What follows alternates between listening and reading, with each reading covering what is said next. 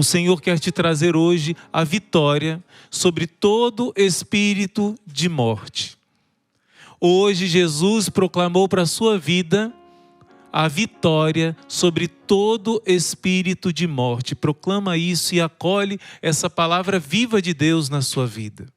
Hoje o Senhor quer expulsar da sua vida e da sua família todo o poder que ainda existia do espírito da morte. Porque como diz a palavra de Deus em Oséias, onde está, ó morte, a tua vitória? Onde está o teu aguilhão? Jesus venceu, Jesus destruiu o poder da morte, já alcançou essa vitória. E pela palavra de Deus você vai alcançar, vai tomar posse dessa vitória já alcançada pelo nome de Jesus. Se você conhece alguém que tenha medo da morte, que tenha medo de morrer, ou que tenha sido atacado por esse espírito de morte, que esteja sobre o fardo, sobre a opressão desse espírito de morte, graças a Deus estamos aqui no YouTube, você pode dar um pause nesse vídeo, pode convidar essa pessoa agora, faça isso. Se o Espírito Santo te lembra agora de alguém que tem esse problema, que está oprimido, quantas pessoas oprimidas pelo espírito de morte, você pode fazer isso. Somos agora milhares, mais de 40 mil pessoas, mas ainda 20 mil likes. Será que só 20 mil pessoas estão crendo no poder de Deus que está agindo? Estão satisfeitas com a oração, com a pregação? Claro que não. Então você deixa o like primeiro e logo em seguida, se você lembra de alguém, você pode dar o pause e logo em seguida você volta para o mesmo ponto. Porque hoje Deus quer libertar a sua vida e outras pessoas também por meio da sua evangelização. Você vai vencer o medo da morte e o poder dela sobre a sua família não vai mais prevalecer. O poder da morte sobre sua vida, sobre sua família, não vão mais prevalecer. Você pode perguntar, mas como isso vai acontecer, irmão? Como isso pode acontecer se na leitura de hoje do nosso livro, vai dizer que Moisés morreu? Um homem santo, um homem que deu exemplo, que era amigo de Deus, que era íntimo, conversava com Deus como alguém conversa com seu amigo. O próprio Moisés morreu, o próprio Abraão morreu. Quando Jesus prometeu e disse que ele era a vida, e que Abraão exultou vendo o dia dele chegar, de Jesus, também falaram isso para Jesus. Ora, quem é você? Você não tem nem 50 anos e diz que viu Abraão? E Jesus respondeu com a sabedoria que é Ele próprio. Jesus respondeu, antes que Abraão fosse, eu sou. Ele é o Yahvé, eu sou. O nome que Deus revelou a Moisés significa eu sou, não eu sou alguém, eu sou alguma coisa. Eu sou o princípio de tudo que existe. Eu não sou algo que o homem dá um nome. O homem deu nome às criaturas, mas eu sou o Criador. Eu sou a fonte do existir. E Jesus vai dizer que Ele é Deus, dizendo, antes que Abraão fosse, eu sou. Como em outros momentos Ele vai dizer que é o caminho, a verdade e a vida. Mesmo Moisés morreu. Mesmo os patriarcas morreram. E como é que a gente diz que não vai morrer? Vai vencer a morte? Disseram isso para Jesus, agora vemos que tu tens um demônio, porque os nossos pais morreram, como é que tu dizes que quem segue a tua palavra não verá a morte? Disseram isso para Jesus, mas Jesus vai dizer em João 6, Moisés morreu, Moisés comeu aquele pão, o maná no deserto, mas aquele não era o verdadeiro pão da vida. Quem comer desse pão que eu der, jamais morrerá. Eu sou a vida. O Senhor quer te mostrar, meu irmão, que essa passagem bíblica que foi profetizada, da ressurreição de Jesus, Salmo 15, deixa eu ler para você um trechinho aqui do Salmo 15, olha só que coisa linda o que diz esse Salmo. Eis porque o meu coração está em festa, versículo 9. A minha alma rejubila de alegria, por quê? E até o meu corpo no repouso está tranquilo, pois não há vez de me deixar entregue à morte, nem o vosso amigo conhecer a corrupção. A primeira pregação de Pedro, que converteu 3.000 pessoas, e depois na segunda converteu 5.000 pessoas, Pedro citou este salmo. Salmo 15. Em algumas Bíblias é 16, na Bíblia de tradição latina, da Bíblia que vem do grego dos 70, é o Salmo 15. Na Bíblia hebraica é 16. Não deixará o vosso amigo entregue à morte, vosso amigo conhecer a corrupção. A Bíblia diz, e a nossa leitura do livro de hoje diz, que Moisés era amigo de Deus. Olha só o que diz: nascemos e jamais morreremos. Moisés deu um grande testemunho digno de fé. Deus disse a ele: eu te conheço pelo teu nome. E também o fato dele ser chamado de amigo pelo próprio Deus. E o fato de que, tendo escolhido perecer junto com os demais,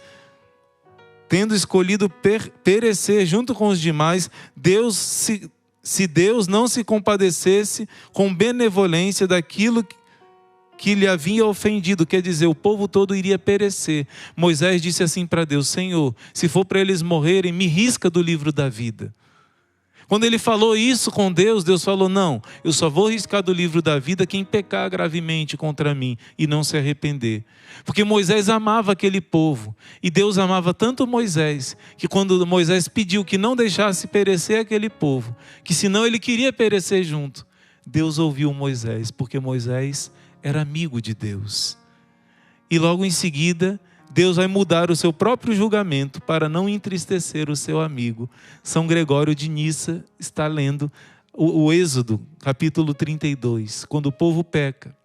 E Moisés intercede, porque ele era amigo de Deus. Deus atendeu o pedido de Moisés. Ele vai dizer que Moisés alcançou o limite mais elevado da perfeição.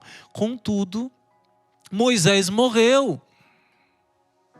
A Bíblia diz no capítulo 11 do livro de Hebreus, da carta aos Hebreus, que mesmo os grandes santos, Isaías morreu, todos, Abraão, todos morreram. Mas o capítulo 11 de Hebreus vai dizer no finalzinho assim: todos eles não chegaram à plenitude, todos eles não conheceram ainda o céu. Deus reservou para nós uma sorte melhor. Hoje, quando nós morremos, nós não vamos ficar na mansão dos mortos, como todos os outros mortos. Jesus disse: quem come minha carne e bebe meu sangue, quem crê em mim, não morrerá jamais. Santa Teresinha traz essa palavra: eu não morro, eu entro na vida. Jesus não mente. Antes de Jesus vir, a porta do céu estava fechada. Nenhum ser humano pôde entrar no céu. Assim é o ensinamento da igreja. Assim é o ensinamento da palavra de Deus. Até mesmo Elias, que se fala que não morreu e foi arrebatado, não entrou na glória de Deus, porque está escrito em João: todos pecaram. Está escrito em Romanos e também em João: todos pecaram e carecem da glória de Deus. Em João, Jesus vai dizer: ninguém jamais viu a Deus, a não ser o Filho do Homem que veio de Deus. Só depois de Jesus, as portas do céu foram abertas. Então, se você puder ler com calma depois, Hebreus 11, lindo, falando dos homens de fé, que não puderam ainda chegar a contemplar a face de Deus. Mas no final vai dizer que agora nós tivemos uma sorte melhor, porque para nós Jesus já abriu o céu. E no capítulo 12 vai falar da Jerusalém Celeste, que está aberta. É linda essa passagem bíblica. Nos traz esperança. E uma pessoa que não tem esperança do céu, que não tem certeza do céu, essa pessoa não tem felicidade.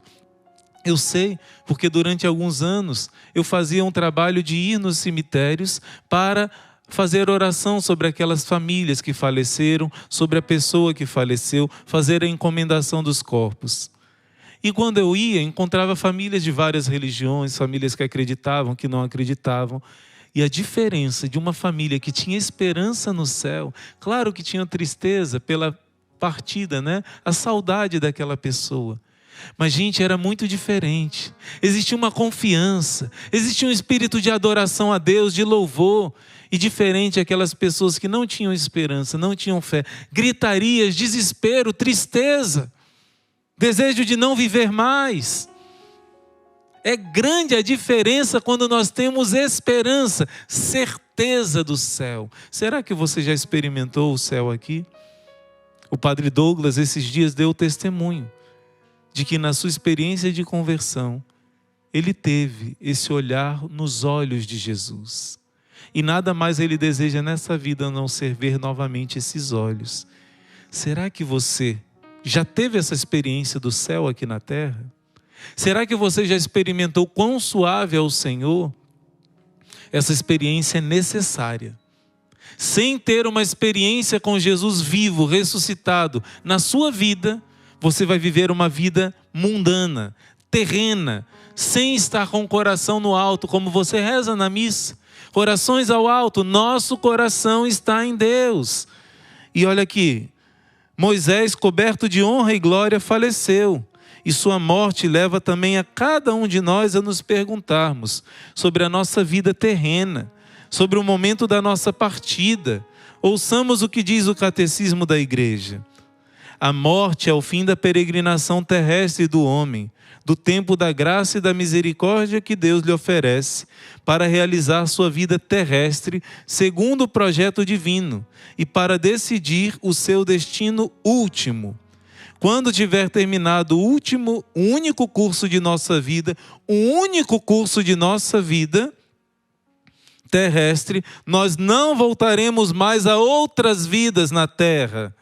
A reencarnação não existe depois da morte. Os homens devem morrer uma só vez, como está em Hebreus 9, 27, Catecismo da Igreja Católica. Se você acredita em reencarnação, você está inventando um modo humano de purificar a sua alma. E você está rejeitando a redenção expiatória de Cristo na cruz. Você acredita na lei do karma, e a lei do karma considera Jesus como um amaldiçoado, porque era amaldiçoado quem é castigado. Está se purificando dos seus pecados. Quem acredita em reencarnação, o catecismo está dizendo, está rejeitando Jesus Cristo. Embora se fale o contrário, na prática está rejeitando Jesus Cristo. A igreja ensina o que a Bíblia ensina, o que Cristo ensina. Hebreus 9, 27. O ser humano morre uma só vez. E logo em seguida vem o julgamento. Em todas as outras passagens desse livro vai nos levar a essa meditação de que nós devemos viver agora, voltados para a eternidade. O que você está fazendo no seu dia a dia, você sempre pense, isso que valor tem para a eternidade? Uma caridade que você faz para alguém, que valor imenso isso vai ter para a eternidade? Cumprir bem suas obrigações, se unindo a Jesus na cruz, tem um valor imenso. Agora, existem coisas que não vão contar para a nossa eternidade. Ao contrário, vão nos levar ao purgatório ou podem nos levar até a perdição. Sempre fazer essa pergunta. Mas se Jesus abriu o céu, está lá em Hebreus 11, Hebreus 12, do céu aberto. Quando Jesus foi batizado, fala na palavra, o céu então se abriu quando Jesus foi batizado. Quando o ladrão, aos pés da cruz, pediu a Jesus que lembrasse dele, o céu estava aberto para o ladrão, porque Jesus ali estava pagando os nossos pecados. Jesus abriu o céu. Vai dizer que quando Jesus morreu, o véu do templo se rasgou. A separação entre Deus e os homens que o pecado trouxe acabou, foi rasgada. O véu daquele templo aqui na terra é uma representação do véu que nos separava de Deus no céu. O céu se abriu. O véu lá do céu se abriu, rasgou o que o pecado fechou. Aqueles querubins com a espada de fogo, impedindo a entrada no céu, foi rasgado, foi aberta. A passagem foi dada novamente, não a um paraíso terreno, mas uma glória divina, a uma felicidade que ultrapassa. Se realmente Jesus abriu a porta do céu, e a felicidade que está em Hebreus 12 é fenomenal, por que nós ainda temos medo da morte? Se Jesus já venceu, onde está, ó morte, a tua vitória? Onde está o teu aguilhão? Eu serei a tua morte, ó morte, diz Jesus à morte. Ele já venceu. Existe um santo da igreja que faz uma comparação que vai te ajudar a entender. Por causa do pecado, o homem estava fadado à morte, porque a Bíblia diz que o salário do pecado é a morte. Jesus não tinha pecado. E se Jesus cometesse um único pecado, por exemplo, contar uma mentira, Jesus não poderia ressuscitar, porque Deus é justo. E mesmo ele sendo Deus feito carne, se ele cometesse um erro, um pecado, o salário do pecado é a morte. É justo que não entre nada de impuro na presença do puro. Deus é justo. Por isso Jesus, não tendo pecado, vencendo o pecado, amarrando o demônio e o pecado, na tentação Jesus prendeu o demônio, dominou o demônio, não caiu nas tentações, por isso Jesus teve direito à vida. Então conta um santo que a morte, tente imaginar a morte como aquela imagem dos desenhos animados de um bicho com capuz, com a foice, o aguilhão, né? O aguilhão da morte é o pecado. Então a morte chegava para cada ser humano e colhia esse fruto da árvore, vamos comparar assim. Cada pessoa a morte pegava e engolia para a mansão dos mortos. Cada pessoa, desde Adão e Eva, por causa do pecado, a morte devorou. Imagine a morte com a sua pança cheia, né? Com a barriga cheia. A morte devorava. A terra representa essa morte. Se tornou um cemitério. Milhões, bilhões de pessoas morreram por causa do pecado. Mas quando a morte foi pegar, enganada, aquele que era a vida, ela não sabia que aquele homem, Jesus Cristo, tinha um veneno que ia matar a ela, porque o veneno da morte é a vida. Então quando a morte devoradora, faminta, devorou Jesus Cristo, este veneno para a morte que é a vida, Jesus disse: eu sou o caminho, a verdade e a vida entrou nela. Jesus desceu à mansão dos mortos, diz o credo, diz a palavra de Deus. Nesse momento a morte foi morta, a morte foi derrotada. Imagine o seio da morte se abrindo e todos aqueles que estavam mortos dentro dela foram libertos, se tornaram livres, puderam ter acesso ao céu.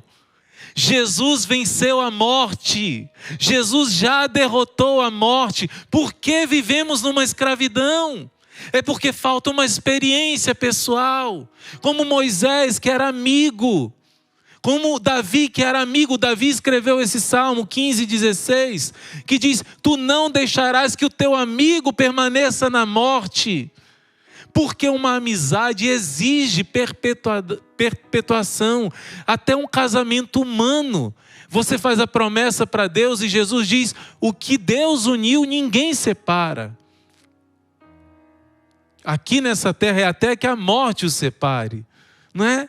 Mas aqui na terra não há separação. Mas o que Deus uniu da sua alma com Ele, essa sua amizade, sua aliança, esse é o sangue, o corpo e o sangue da nova e eterna aliança. Essa aliança é eterna. Ninguém pode quebrar a sua aliança com Deus, a não ser que você rejeite o perdão de Deus e queira viver no pecado. Escolha a morte. Coloco a vida e a morte na tua frente. Escolhe, pois, a vida. Está em Deuteronômio.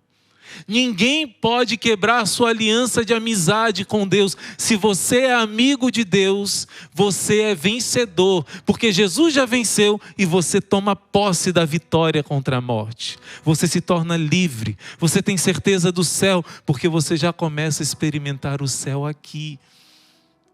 Se está acontecendo o medo da morte, está faltando intimidade, amizade com Jesus. Essa amizade que até Davi tinha sem conhecer Jesus, que seria o seu descendente.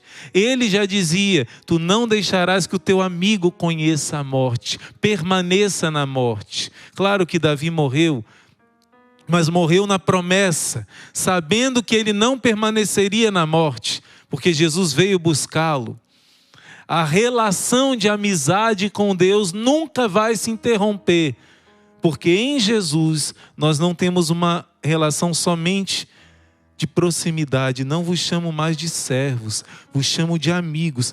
E mais do que amigos, somente em Jesus, realmente a nossa alma se tornou a alma esposa de Deus. No Antigo Testamento é um noivado com Deus, porque no noivado, o homem e a mulher, o noivo e a noiva, devem ser próximos no coração, mas não podem ter relação sexual, relação conjugal. Isso é pecado chamado fornicação. Então, no Antigo Testamento, Davi amava a Deus, Moisés amava a Deus, mas não existia uma união substancial da alma deles com Deus, do corpo deles com Deus. Mas conosco não se dá assim, porque Deus desceu. Tem uma canção que diz assim: tu não quiseste, Jesus, o céu sem nós. Por isso, tu trouxestes o céu até nós. Ele é o céu. Tu descestes, né? E diz assim a canção: o meu pecado foi grande, mas maior foi o teu amor e o teu perdão. E agora quem poderá nos separar? Essa palavra tem que ressoar. Quem poderá nos separar? Quem poderá te separar de Jesus se você for amigo dele? Porque agora que ele desceu, a união é esponsal, não é de noivado não. Antiga aliança, aliança na outra mão. Nova aliança é casamento. É a união do corpo, você se torna um só corpo com Jesus. Corpo, sangue, alma e divindade. Rezamos: alma de Cristo, santificai-me. Corpo de Cristo, salvai-me. Sangue de Cristo, inebriai-me. Água do lado de Cristo, purificai-me. Você recebe Jesus e a união é mais do que amizade, é mais do que servidão, é mais do que somente uma criatura que adora o Criador. É esponsalidade, é intimidade. E o que Deus uniu, ninguém separa. A sua união com Cristo te faz vencer o medo da morte. Está acontecendo uma distância que não te deixou ainda tomar posse da vitória. Deus está pedindo nessa pregação hoje para você: filho, filha, eu desejo uma união maior contigo. Tu ainda não és santo, perfeito, mas sou eu a tua santidade. Se não receberes o meu corpo e o meu sangue com maior frequência, tu não crescerás na intimidade. A cada vez que recebes meu corpo e meu sangue, já não somos dois, mas somos um. E como São Paulo, tu podes dizer: não sou mais eu que vivo, Cristo vive verdadeiramente em mim. Quem comunga com frequência o corpo e o sangue de Cristo, a morte vai sendo destruída pouco a pouco, e todo esse medo da morte vai sendo dissipado como a fumaça é dissipada com o vento. Quem come o corpo e o sangue do Senhor já venceu a morte. Está escrito lá em João, capítulo 6. Quem come minha carne e bebe meu sangue, Jesus fala, pontinho, pontinho, pontinho, a vida eterna. O que Jesus diz? Quem come minha carne e bebe meu sangue, completa a frase. Tan, tan, tan, tan, tan, tan, a vida eterna. Muitas pessoas dizem assim: terá a vida eterna. Está errado. Olha na Bíblia. Quem come minha carne e bebe o meu sangue já tem. Presente, não é futuro. O céu está em você, porque o céu é Jesus. Tem a vida eterna. Jesus está te convidando, meu irmão. Te convidando, minha irmã. Claro, uma comunhão bem feita. Lutando contra o pecado, odiando o pecado, especialmente o pecado mortal. confessando com frequência, porque não somos dignos de receber o céu dentro de nós. Mas Ele morreu por nós, Ele mereceu por nós o que nós não merecíamos. Por isso, se você confessa os seus pecados, comunga mais vezes. Comunga, porque você já tem a vida eterna. E eu queria te convidar de acolher essa palavra de Hebreus, capítulo 2. Aqui tem uma profecia muito forte. Hebreus capítulo 2 vai dizer: os filhos participam da mesma natureza, da mesma carne e do mesmo sangue que também ele participou, a fim de destruir pela morte aquele que tinha o império da morte, isto é, o demônio, e libertar aqueles que pelo medo da morte estavam toda a vida sujeitos a uma verdadeira escravidão. Olha que lindo, gente. Você participa da mesma carne, do mesmo sangue de Jesus, e você é liberto do espírito de morte. Você é liberto de todo medo da morte. A palavra de Deus, eu vou proclamar mais uma vez essa palavra, porque é para a sua vida que o Senhor está dizendo isso.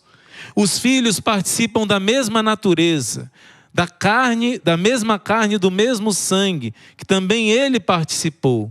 Você participa do mesmo corpo e sangue de Cristo. São Paulo diz: vós sois o corpo de Cristo. Cada um de vós é membro desse corpo. Não só alegoricamente não, de verdade. Você é corpo de Cristo. Coríntios 12, vós sois o corpo de Cristo. É uma união substancial. E cada um de vós é parte dos seus membros. Esse mistério é tremendo. Esse mistério é tremendo, meu irmão, minha irmã. Ele, olha só, participa da mesma natureza, do mesmo carne, do mesmo sangue, a fim de destruir pela morte, quer dizer, a morte de Cristo. Coríntios 11, se você quiser depois pode ler. 1 Coríntios 11 diz que em cada Eucaristia, em cada missa, a morte de Cristo é proclamada, é atualizado o sacrifício de Cristo no altar. Cada Santa Missa, nós proclamamos a morte de Cristo que mata a morte, que vence a morte e traz a vida, a ressurreição. Também ele participou da morte a fim de destruir por meio da sua morte aquele que tinha o império da morte, o demônio. O demônio te escravizava pelo medo. O demônio dominava os seres humanos pelo medo. Mas depois que Jesus venceu a morte, olha o que diz a palavra: e libertar aqueles que pelo medo da morte estavam toda a vida sujeitos a uma verdadeira escravidão. Você está livre. Você não é escravo. O medo da morte já foi vencido.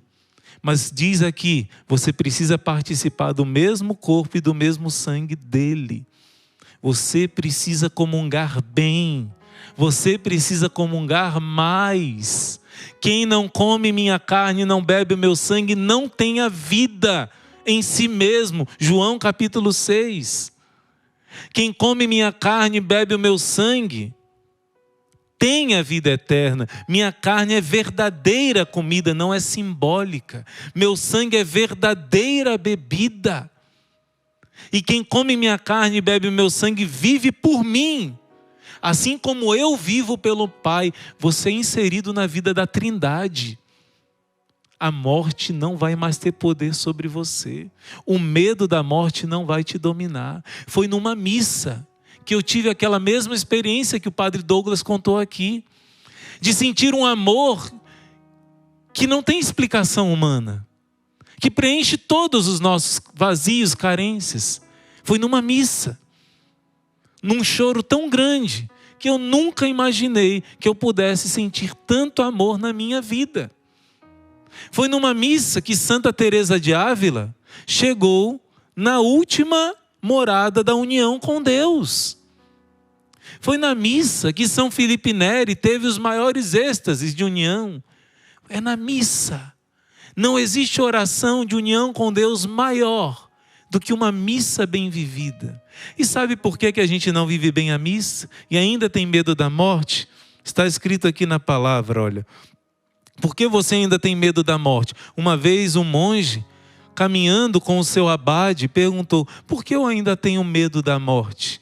E o abade disse assim: porque você ainda está vivo para este mundo. Faça um exame de consciência, porque você ainda está vivo para este mundo. São Paulo em Gálatas diz: eu morri para este mundo. Este mundo morreu para mim. Eu estou crucificado para o mundo, morri para o mundo. E o mundo está crucificado para mim. Deixei tudo como se fosse lixo, esterco. Mesmo riquezas, famas, prazeres que eu tinha. Eu rejeitei tudo como lixo, como Moisés. Moisés tinha toda a riqueza da casa do faraó. Ele era como se fosse o filho do faraó. E quando o faraó morreu, ele poderia assumir como faraó. Ele não quis. Diz a carta aos Hebreus, capítulo 11. Ele preferiu as promessas de Cristo, que eram melhores. Ele esperava uma pátria melhor, que era o céu. Se nós desejamos mais a terra do que o céu, é natural que a gente tenha tanto medo da morte. Somos apegados a essa terra. Olha só, você ainda está vivo para este mundo. O padre Bem-vindo contou para nós que quando ele fazia o exorcismo, o demônio começou a dizer várias vezes, em vários exorcismos, que ele iria matar o padre Bem-vindo. E ele começou a fazer coisas mesmo terríveis. Quase acidentes, coisas que não tinham explicações. O padre Bem-vindo contou de uma situação que o diabo fez para ele morrer. O carro não viu o carro dele vindo. Olha só, gente.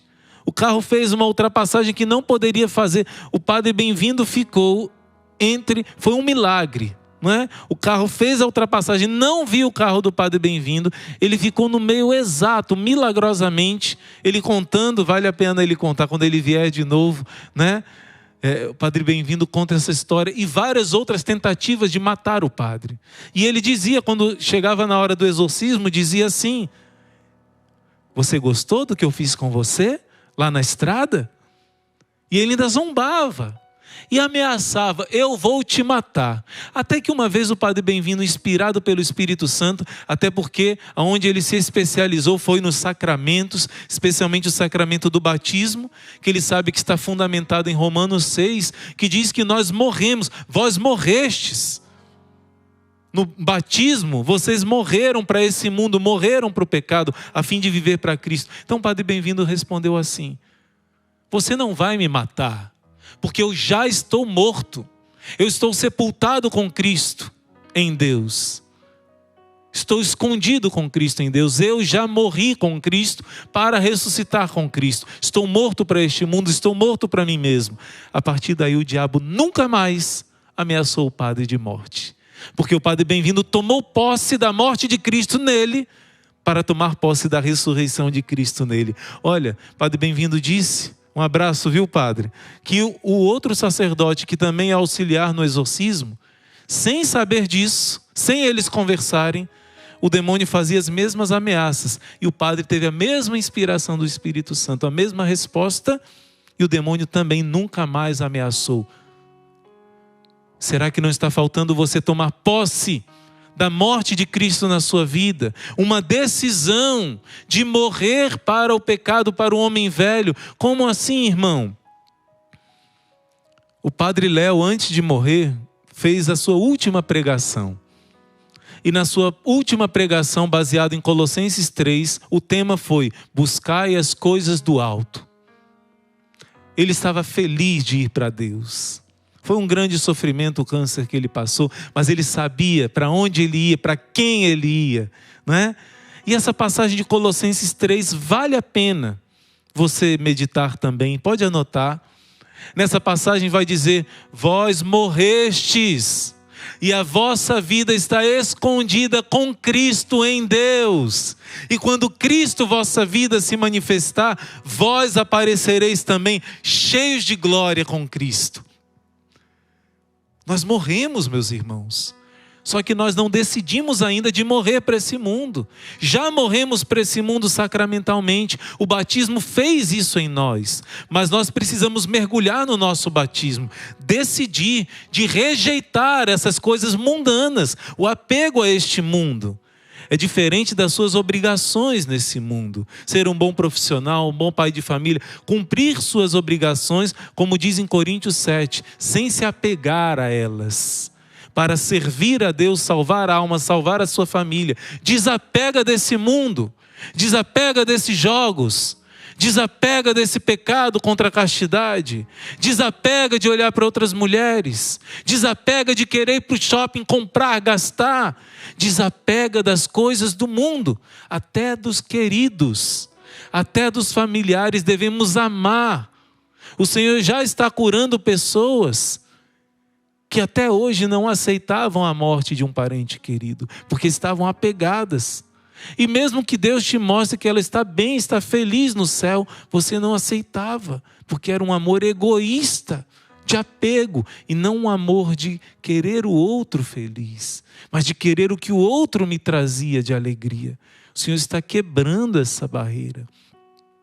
O Senhor está trazendo ao nosso coração um desapego deste mundo.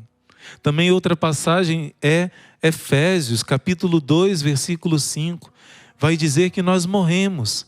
Nós estamos com Cristo e vai dizer assim: vocês estão sentados no céu com Cristo. Por quê? Porque você comunga o corpo dele. O corpo dele está em você e o seu corpo está nele. Então, se ele está sentado à direita do Pai no céu, você é parte do corpo de Cristo. Você não vê isso. Mas você é tão sagrado que você está diante do trono do Pai lá no céu. Você está se assentado. Você já está num trono. Um dia você vai gozar. Um dia você vai ver. Um dia você vai tomar posse definitivamente. Mas misticamente você já está escondido com Cristo em Deus. Já está sentado num trono no céu, junto com Cristo. Acolhe essa palavra de Deus para a sua vida. Cristo já te trouxe essa vitória sobre a morte. Cristo já te trouxe essa grande graça, mas você precisa tomar posse, acolher essa vitória de Deus na sua vida. E eu termino dizendo, eu me recordo, foi muito forte, né, meus irmãos, o testemunho do Padre Douglas. E o Padre Douglas partilhava com a gente que ele estudou, né, aprofundou a teologia, estudou pneumatologia, o que é o estudo teológico do Espírito Santo. Até porque ele teve experiência com Deus na renovação carismática e ele estudou o Espírito Santo, mas ele também estudou bastante sobre a renovação carismática. E foi muito bonito a explicação que ele deu aqui para nós, de que quando nós falamos, vamos pedir o batismo no Espírito Santo, não está escrito na Bíblia, em Efésios 4, e no credo, que existe um só batismo? Quando uma pessoa sai da igreja e quer ser batizada de novo, me desculpa, mas você está negando a Bíblia. Efésios 4, há um só Deus, um só Senhor, uma só fé, um só batismo. Efésios 4, anota isso. Existe um só batismo. Se batizar de novo, vai jogar aguinha na sua cabeça. Você, quando pede um batismo no Espírito Santo, o Padre Douglas explicava. Se é um só batismo, como é que a gente pede? Todos os dias um batismo no Espírito Santo. E quem ainda não teve um batismo no Espírito Santo, peça. E ele explicava, porque no batismo, o Espírito Santo entrou em você, a Trindade. Desde Adão e Eva até Jesus, isso não era possível. O Espírito Santo agia nos profetas, mas não entrava neles, a graça não tinha chegado, a graça da vida da Trindade em nós. Eu e o Pai viremos a Ele e faremos nele nossa morada. No seu batismo, a Trindade entrou em você. O Espírito Santo mora em você. Mas quando você é pequeno, você renunciou ao mundo, a Satanás, ao pecado, pela boca dos seus padrinhos, pela boca dos seus pais. Mas quando você faz a crisma, você renova o seu batismo. Você renova mais uma vez que você está morto para este mundo. São Luís vai dizer que um dos maiores problemas nesse mundo de hoje, ele vai citar um concílio da igreja que diz: O principal problema é que não renovamos fielmente os nossos votos batismais. O maior voto que você fez na sua vida foi no seu batismo. Quando você é crismado, você renova. Quando você faz a consagração total à Nossa Senhora, você renova. Quem é religioso, quando faz, renova.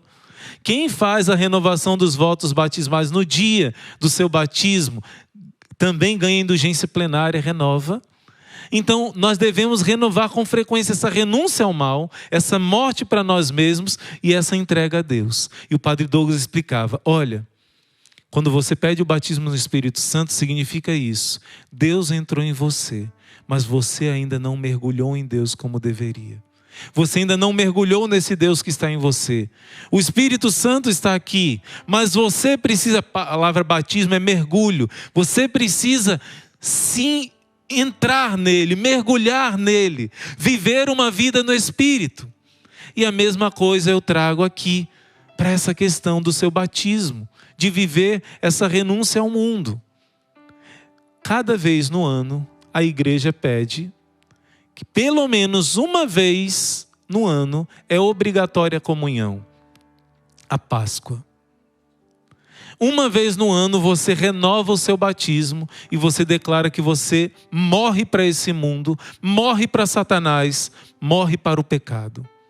E assim você se esconde em Cristo, em Deus.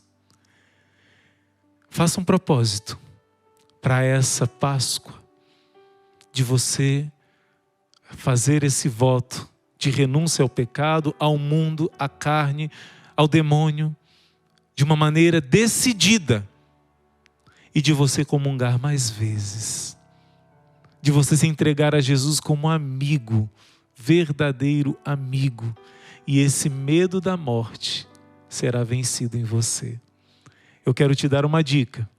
Eu enfrentei a morte pelo menos 3 vezes. Tiveram outras, mas as 3 mais graves. Nas 3, eu me recordei de uma promessa, através de uma oração chamada Oração da Santa Cruz. De vez em quando nós rezamos aqui na live a oração da Santa Cruz. O poder não está na oração da Santa Cruz, mas o poder está, como acabei de ler em Hebreus para você, no poder da cruz redentora. Ele venceu a morte aqui. Você não vai mais ter medo da morte. Com 12 anos, perfurei os pulmões, estava morrendo. Eu lembrei da oração da cruz de Cristo. E eu disse, eu não vou morrer. Não tive medo, não morri. Com 14 anos, entrei em coma, fui salvo por um helicóptero. Quando eu estava morrendo, eu lembrei dessa oração, lembrei da cruz de Cristo. Ela me redimiu novamente. E depois com câncer, já aqui no mosteiro, não é? Também lembrei da cruz de Cristo, me entreguei à cruz de Cristo. Eu queria tanto ir para o céu em 2011, mas a cruz de Cristo diz, você precisa ser mais crucificado comigo. Ainda é muito pouco, porque eu te dou a minha vida para você viver aqui. Estou aqui até hoje.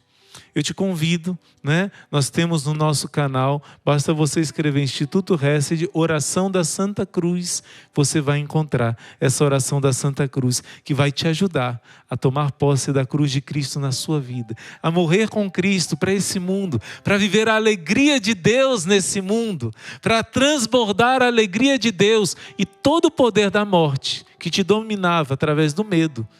Não vai ser vencido, já foi vencido, mas você toma posse com a sua confissão, com a sua comunhão e com o seu amor à cruz de Cristo. Vou deixar hoje, agora mesmo, lá no Telegram, no nosso canal do Telegram, essa oração da Santa Cruz, para que te ajude com as muitas promessas que ela tem, a você crescer no amor ao crucificado e tomar posse da vitória de Cristo sobre a morte na sua vida e na sua família. Amém. Glória ao Pai, ao Filho e ao Espírito Santo, como era no princípio, agora e sempre, por todos os séculos dos séculos. Amém.